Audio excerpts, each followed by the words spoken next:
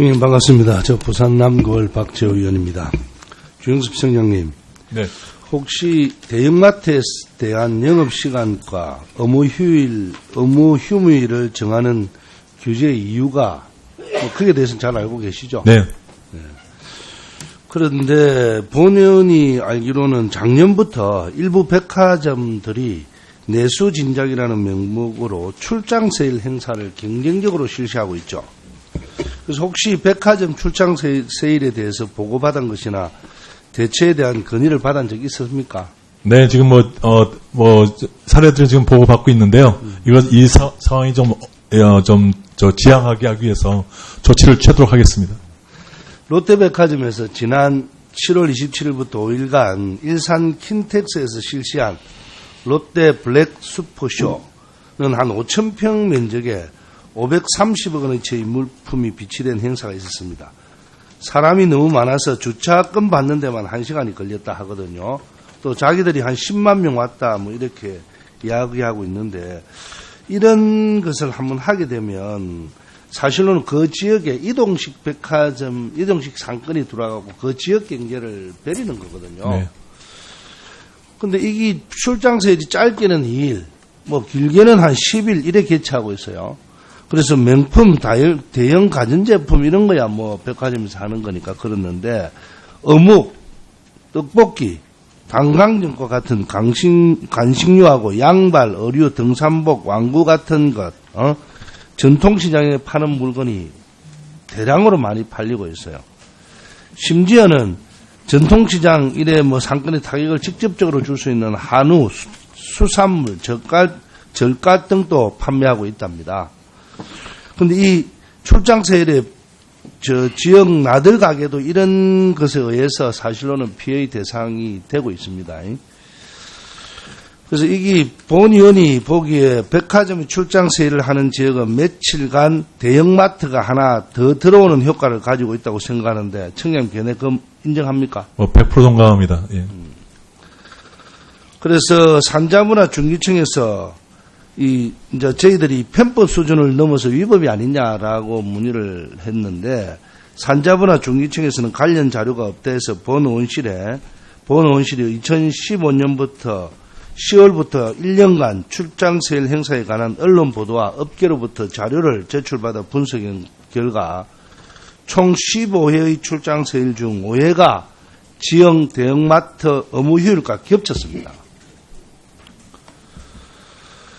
그래서 이거는 어찌 보면 이 법을 위반한 거나 같거든요. 현행법상. 물론 논지는 있겠지만, 이게 대해서 청장님은 어떤 조치를 취하실 예정입니까?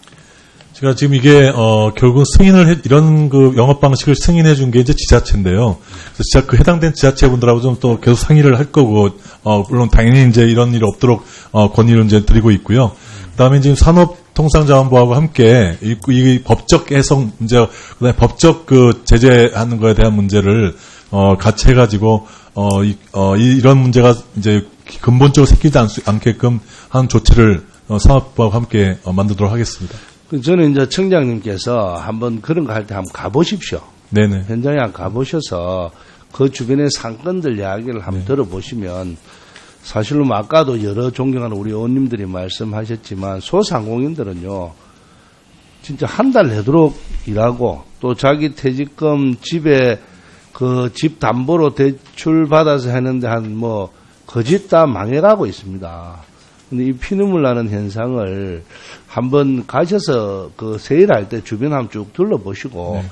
이 문제의 얼마나 심각성을 좀 인지하셔서 산자부하고 다 의논해서 법으로 하는데 저희들한테도 의견을 주시면, 네. 그런 법도 고치는데 노력을 한번 해보겠습니다. 네, 바로 상에 올리겠습니다. 네. 그리고 아까 다 홈쇼핑 문제에 대해서는 온갖 말씀을 마셨는데, 혹시 하나만 제가 여쭤보겠습니다. 네.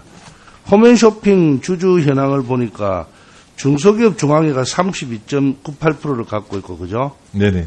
그 다음에 농협 중앙회 15, 중소기업 은행 15, 중소기업 유통센터 15, 45거든요, 합하면요. 예.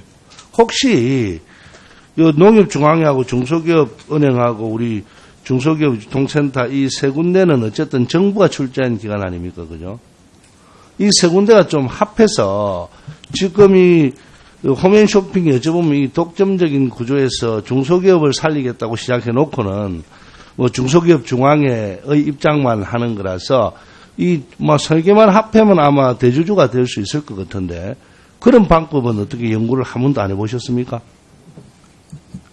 이제 뭐 사실 혼행 쇼핑의 설립 취지도 이제 지금 말씀하신 중소기업을 활로를 만들기 위한 거기 때문에 일단 중앙회가 지금 대주주로서 참석하고 있기 때문에요.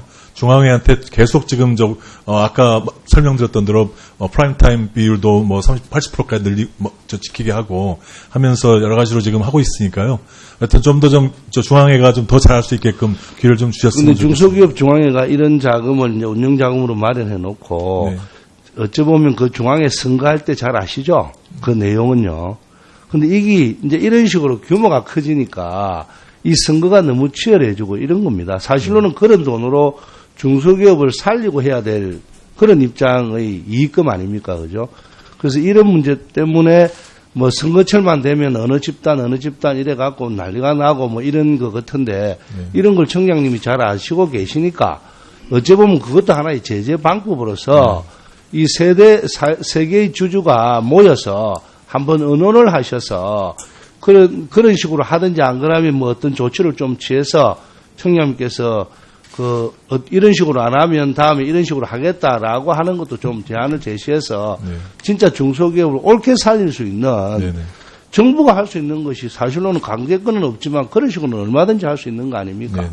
그런데 이래 놔놓으니까 중소기업 중앙에서 힘이 더 세지고 자기들이 마음대로 하는 이런 경향 진짜 중소기업 소상이 너무 어려운데도 자기들끼리의 무슨 문화 이런 것이 되어 있는 모습을 보면서 이거는 좀 바꿔야 된다는 기본에서 취지에 설명드리는 겁니다. 오늘 뭐 의원님께서 굉장히 여러 가지로 말씀하신 것에 대한 공통된 취지가 있으시기 때문에 그 취지를 잘 받들어서 중소기업 유통센터가 홈앤쇼핑에 대한 관리를 더 강화하고 지금처럼 사회이사도 보내서 하고 있기 때문에요.